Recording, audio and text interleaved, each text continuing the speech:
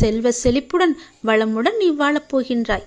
இந்த பழனி முருகன் நான் உனக்குள்ளே வந்து உன் வீட்டிற்குள்ளே தங்கி உனக்கான வேண்டியது எல்லாவற்றையுமே செய்து தரப்போகிறேன்.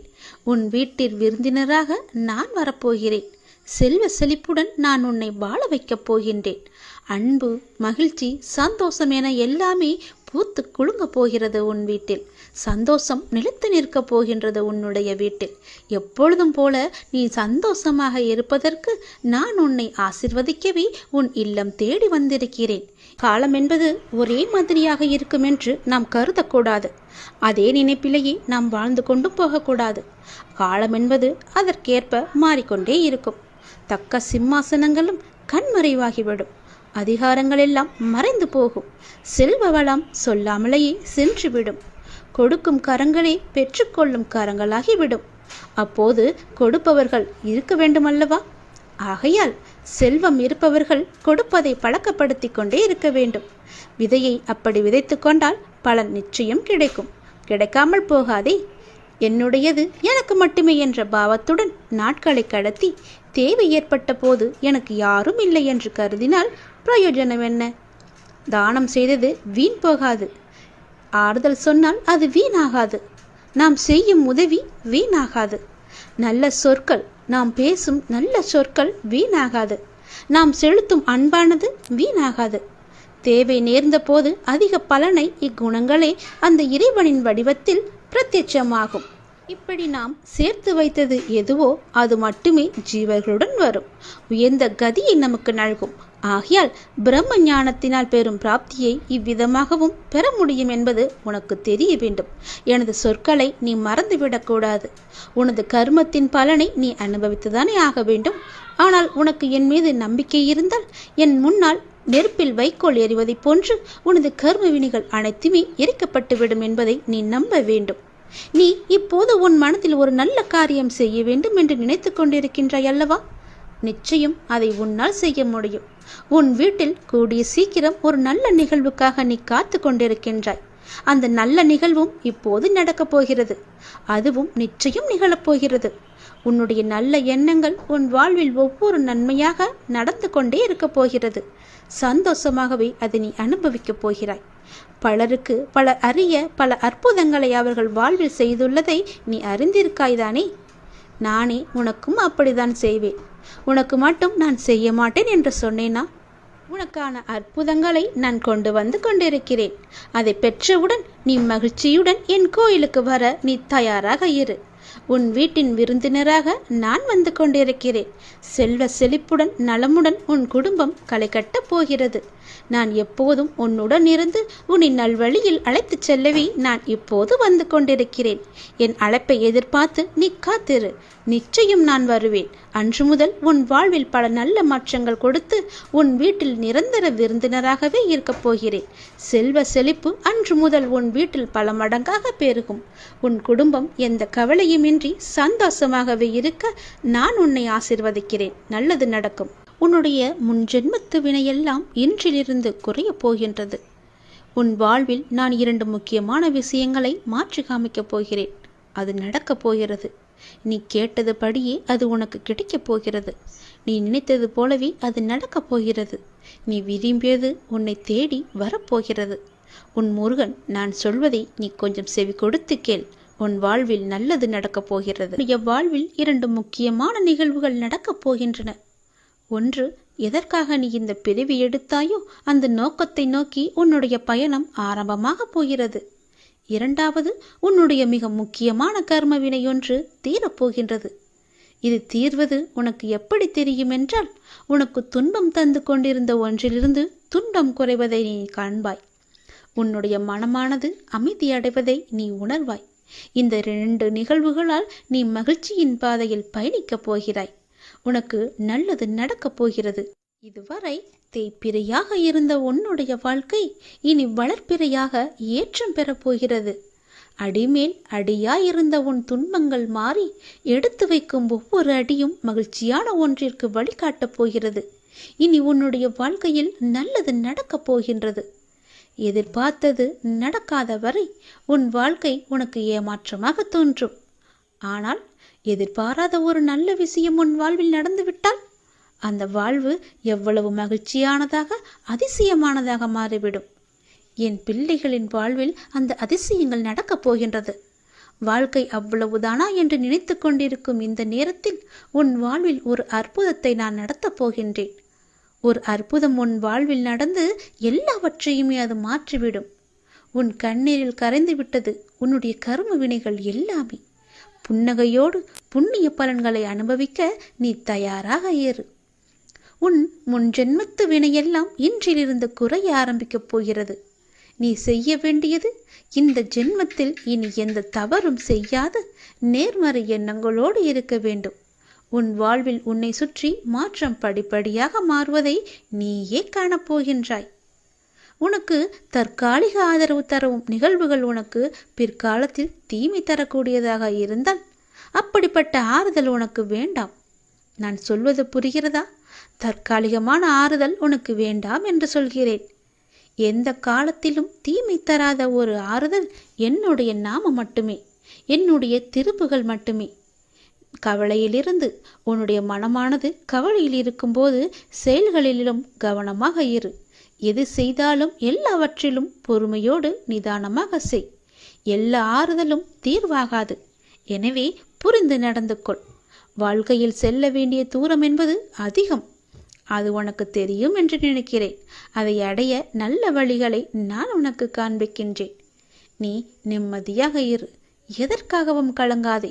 நீண்ட நாட்களாகவே நீ என்னிடம் கேட்டுக்கொண்டிருக்கும் உன் பிரார்த்தனையை உன்னுடைய அப்பா நான் நிறைவேற்றப் போகிறேன். நிறைவேற்றி உன் கையில் கொடுக்கப் போகின்றேன்.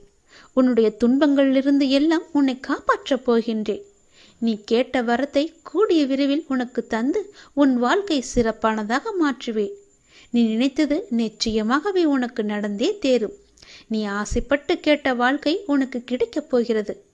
எனக்கு ஒரே ஒரு தீபம் ஏற்றி என்னிடம் உன்னுடைய வேண்டுதல் எல்லாவற்றையுமே செய்துவிடு, சொல்லிவிடு. நான் சரிது செய்து தருகிறேன். உன் வாழ்க்கையை நிச்சயம் நன்மையாக முடியும்படி நான் மாற்றித் தருகிறேன். தந்தையே, தனிமைகள் கிடைப்பது என்பது அரிதானது. அப்படி தனிமைகள் உனக்கு கிடைத்தால் உங்களை நீங்களே தெரிந்து கொள்ளுங்கள். தவறுகள் நடப்பது அரிதானதுதான். உங்களை நீங்கள் திரித்து கொள்வதற்கான ஒரு வாய்ப்பு என்று அதை பயன்படுத்தி கொள்ளுங்கள். தொடர்ந்து முயற்சிப்பது என்பது எல்லோராலும் முடியாது, ஒரு சிலரை தவிர. அப்படி உங்களுக்கு முயற்சிகள் எடுப்பதற்கு நேரம் அமைந்தால் நிச்சயம் உங்களை முன்னேற்றி செல்ல அது என்று நீங்கள் பயன்படுத்தி கொள்ளுங்கள். எதிரிகள் கிடைப்பது உங்களை நீங்களே வளர்த்து கொள்ள என்பதற்கு தெரிந்து கொள்ளுங்கள். சூழ்ந்துள்ள துயரங்களையும் சூழ்ச்சிகளையும் எதிர்த்து அதை தகர்க்க செயல்பட்டால் அதற்கு பெயர்தான் உனக்கு உண்டான தைரியம். அது உனக்குள்ளே இருந்துவிட்டால் போதும். அதை மனதில் கொண்டு தைரியமுடைய ஆத்மாவாக எந்த சூழ்நிலையையும் எதிர்கொள்ளும் மன வலிமையும் நம்பிக்கையும் நீ வளர்த்துக்கொள். அதற்காக அந்த தைரியத்துடன் உன்னுள் இருக்கும் கோபம், விரக்தி, ஏமாற்றம் ஆகியவற்றால் உன் மனம் காட்டு தீய எண்ணங்களால் அதன் வழியே செல்லாமல் அதற்கு பிறகு எப்படி நடைபெறும் என்பதை பார்த்து பயந்து அதிலிருந்து நீ விலகிவிடு. அது உன்னை அழைத்துவிடும். நீ யாரையும் பழி வாங்க வேண்டிய அவசியம் இல்லை. அவருக்கு உரிய வினை பயனை அவர்களை நிச்சயம் போய் சேரும். நீ செய்யும் ஒவ்வொரு நல் காரியமும் எனக்கு தெரியாமல் நடக்கக்கூடாது. அதை போலவே நீ செய்யும் எந்த ஒரு விஷயத்தையும் நான் பார்த்து கொண்டுதான் இருக்கிறேன் என்பதை நீ புரிந்து கொள்ள வேண்டும். நீ செய்யும் ஒவ்வொரு காரியமும் எனக்கு தெரியாமல் நடந்தால் அதற்கு பிறகு உண்டான விளைவுகளை நீதான் சந்திக்க நேரிடும். எதையும் பொறுக்க முடியாமல் மனதில் தேவையற்ற கோணல் சிந்தனைகளை எப்போதுமே நீ அசை போட்டு கொண்டே இருக்கின்றாய். உன்னால் உன் லட்சியத்தை பற்றியும் உன் வளர்ச்சியை பற்றியும் நிச்சயம் சிந்திக்க முடியும். கவலைப்பட்டது போதும். இனி உன் வாழ்வில் பல அற்புதங்கள் நிகழ்வதற்கான காலகட்டத்தை நீ நெருங்கிவிட்டாய். அதுவரை சற்று பொறுமையாக இரு. எல்லாமே நல்லதாகவே நடக்கும். பல ஏமாற்றங்களால் நீ மனம் மருந்து கொண்டிருக்கின்றாய். வருந்தாதே. இந்த உலகத்தில் ஏமாறாதவர்கள் என்பது யாருமே இல்லை. ஏதோ ஒரு சூழ்நிலையில் யாரோ ஒருவர் இன்னொருவரை ஏமாற்றி கொண்டுதான் இருக்கின்றார்கள். எல்லாவற்றிற்கும் உனக்கு நிச்சயம் பதில் கிடைக்கும். வரும் ஞாயிறன்று நீ கேட்ட கேள்விகளுக்கு எல்லாம் உனக்கு பதில் கிடைக்கப் போகின்றது. நேர்மையாகவும் உள்ளம் பூர்வமாகவும் இருக்கும் உன்னை ஏமாற்றியதற்கான அந்த தீவினை நிச்சயம் அவர்களை போய் சேரும். அதை பற்றியே உன் மனதில் நினைத்து கொண்டிருக்க வேண்டாம். உன்னுடைய வாழ்க்கையானது ஒளிமயமாக மாறும் நாள் வெகு தொலைவில் இல்லை. இது என் பிள்ளைக்கு நான் கொடுக்கும் மனமார்ந்த சத்தியம், மனமார்ந்த அன்பும் ஆசீர்வாதமும். அதனால் நீ பயப்படாதே. எங்கும் எதிலும் பொறுமையோடு இரு. உனக்கு அனைத்து நல்ல பண்புகளையும் நான் கொடுக்கின்றேன். உன்னுடைய கர்ம பலனை கழித்து வருவதால் உனக்கு எல்லாமே இப்போது தாமதமாகி கொண்டிருக்கிறது. நம்பிக்கையை மட்டும் கைவிட்டு விடாதே. என்னை நம்பு. யார் கைவிட்டாலும் நான் உன்னை கைவிட மாட்டேன். உன் அப்பா மீது உனக்கு நம்பிக்கை இருக்கிறது என்றால் நிச்சயம் உன்னுடைய வாழ்வில் பல நல்லதுகள் நடந்து கொண்டே இருக்கும். நீ எழுதி வைத்துக்கொள். இன்றே நீ எழுதி வைத்துக்கொள். வரும் ஞாயிறன்று உனக்கான பதில் நிச்சயம் கிடைக்கும். உன் கோரிக்கை நிறைவேற்றுவதற்கான முதல் படி இது. நீ மறந்தாலும் உன் வேண்டுதலை நான் மறக்கவில்லை. சரியான காலத்தில் எல்லாமே நிறைவேறப் போகின்றது. நீ எனக்கு வைத்த வேண்டுதல் பல இருக்கின்றது. அதில் முதல் வேண்டுதல் இப்போது பலிக்கப் போகிறது. அவசரப்பட்டு நீ துளைத்து விடாதே. பிறகு நீதான் வருத்தமடைவாய். அவசரப்பட்டு இதை கேட்காமல் போனால் உனக்குத்தான் நஷ்டம். நாம் பிறரை எந்த அளவுக்கு மதிக்கின்றோமோ அதே அளவு நமக்கு உரிய மரியாதை பிறரிடம் இருந்து தானாகவே கிடைக்கின்றது. நல்லவர்கள் தம்மை உலகிற்கு ஏற்றபடி மாற்றிக்கொள்கின்றார்கள். ஒரு சிலர் இந்த உலகத்தை மாற்ற நினைத்து தன்னுடைய மன நிம்மதியை இழக்கின்றார்கள். உபயோகமற்ற எண்ணங்களை அகற்றி நாம் நினைப்பது நடக்கும் என்ற உறுதியான எண்ணத்தை மனதில் நிரப்பினால் நமக்கு நிச்சயம் மகிழ்ச்சி கிடைக்கும். நினைப்பதை என்னிடம் நீங்கள் சொல்லுங்கள். என்னிடம் சொல்வதை நீங்கள் செய்யுங்கள். மகிழ்ச்சி தானாகவே உருவாகும். முதலில் நல்ல மனிதராக வாழ பழகு. ஊக்கத்துடன் உழைத்துக்கொள். பொன், பொருள், புகழ், செல்வம் எல்லாம் உங்களை தேடி தானாக வந்து சேரும். இறைவனானவன் யாரையும் வீணாக படைக்கவில்லை. ஒவ்வொருவருக்கும் ஒவ்வொரு ஆற்றல் வைத்து படைத்திருக்கின்றார். உணர்ந்தவர் வாழ்வில் பிரகாசமாக இருக்கிறார். உணராதவரோ வாழ்க்கையை வீணடித்து விடுகின்றனர். நீங்கள் வெற்றியாளராக விரும்பினால் யாரும் உங்களை நம்பாத தருணத்தில் நீங்கள் உங்களை நம்ப வேண்டும். வாழ்க்கை முழுவதும் நிம்மதியை தேடி அலைவதிலேயே நிம்மதியை இழக்கின்றான் மனிதன். அதை நீங்கள் புரிந்து கொள்ளுங்கள். உடல் நோய் வந்தால் மருந்தால் குணப்படுத்தி விடலாம். மனநோய் வர அனுமதிக்கவே கூடாது. அது மிகவுமே கொடூரமானது. கவலை, துன்பம், வெறுப்பால் மனம் வாடா வழிவிட்டால் வாழ்க்கையே வீணாகிவிடும். சோகங்களுக்கு, சோக சூழல்களுக்கு தரப்படும் பெரும் மகிழ்ச்சியும் முக்கியத்துவமும் மகிழ்ச்சியான சூழலுக்கும் தரப்படுவது இல்லை. இரண்டுமே நிலை இல்லாதது என்பதை மட்டும் நினைவில் நிறுத்திக்கொள். தேவைக்காக பொய்யாக பழகும் உலகில் வாழ்ந்து கொண்டிருக்கின்றோம் நாம். மெய்யான உண்மையான மனிதர்களும் இதற்காகத்தான் இருக்க செய்கிறார்கள். நாம் தான் அவர்களை அறிந்து கொண்டு விலக்கி வைக்க வேண்டும். சில துன்பங்களை வெளியே சொல்லாதே. ஒரு கட்டத்தில் நீங்கள் அதிலிருந்து மீண்டு விடுவீர்கள். ஆனால் அவர்கள் நினைவு படுத்திக் கொண்டே இருப்பார்கள். அமைதி, பொறுமையுடன் எல்லாவற்றையுமே கடக்க வேண்டும். அவர்கள் உன்னை விட்டு விலகாத வரை நீ அவர்களை விட்டு விலகிவிடு. அதுதான் உனக்கும் நல்லது, உன்னுடைய வேண்டுதலுக்கும் நல்லது, உன்னுடைய வாழ்க்கைக்கும் நல்லது.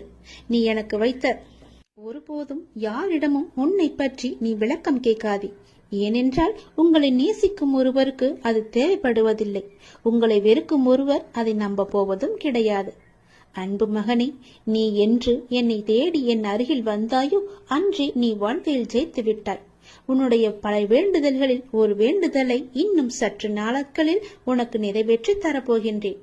அந்த முதல் வேண்டுதல் பலிக்கப் போகின்றது. நிச்சயம் நடக்கும். அவசரப்படாமல் பொறுமையாக இரு.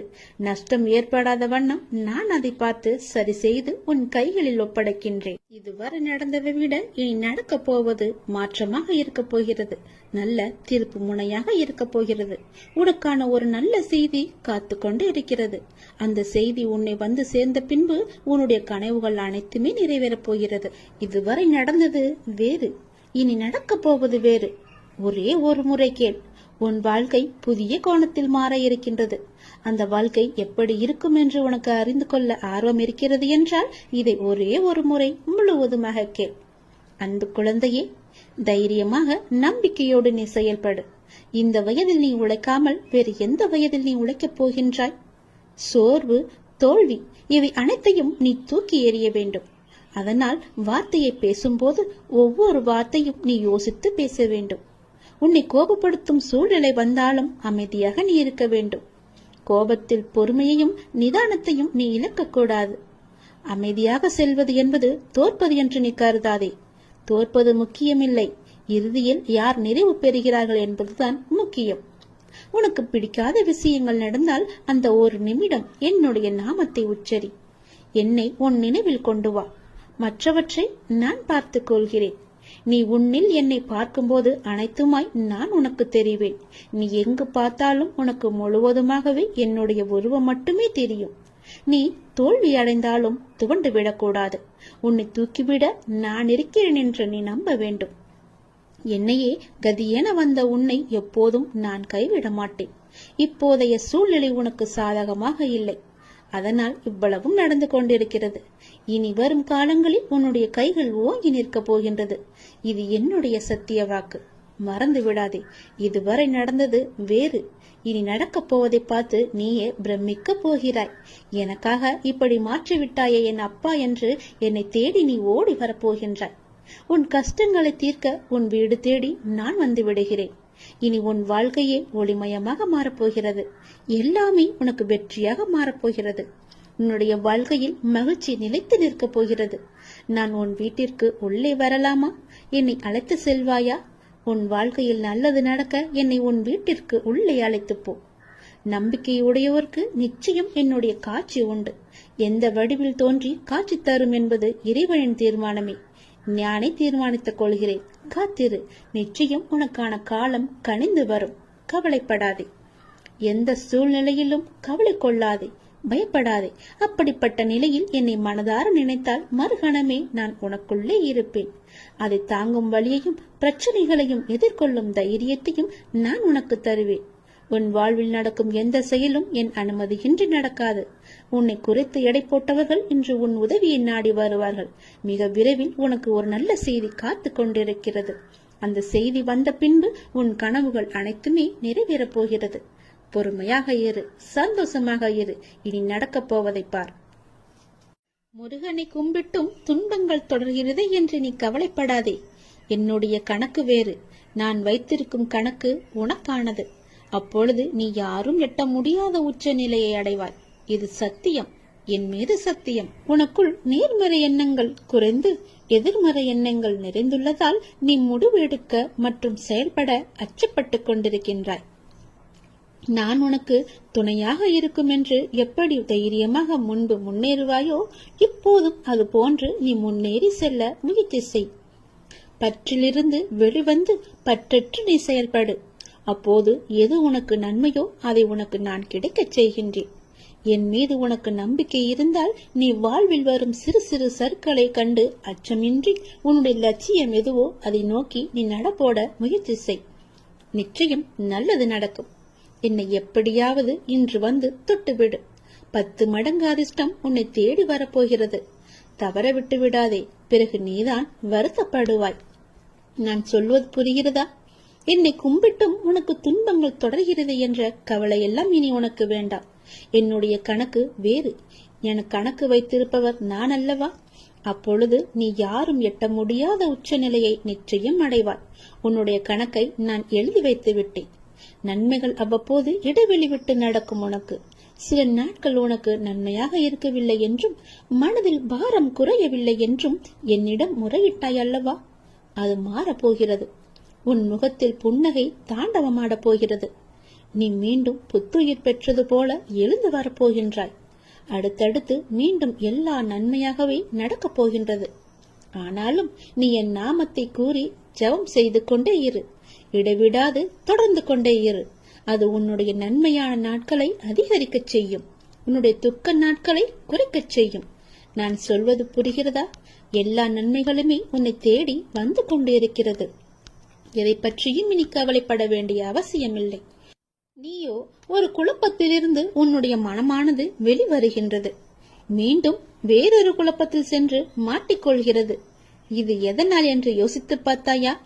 இது எல்லாமே நீதான் காரணம். வாழ்க்கையில் நிகழ்வுகள் தொடர் சங்கிலியாக நிகழ்ந்து கொண்டே இருக்கும்.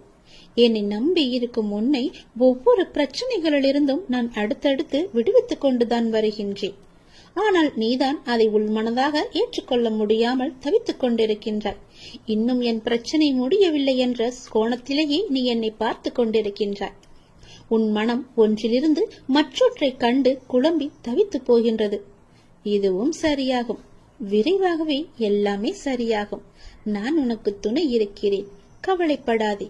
எல்லாம் நல்லதாக நடக்க நான் உனக்கு ஆசிகள் வழங்குகின்றேன். இன்று என்னை எப்படியாவது வந்து பார்த்துவிடு அல்லது தொட்டுவிடு. 10 மடங்கு அதிர்ஷ்டம் உன்னை தேடி வந்து கொண்டிருக்கிறது. தவறவிட்டு பிறகு வருத்தப்படக்கூடாது.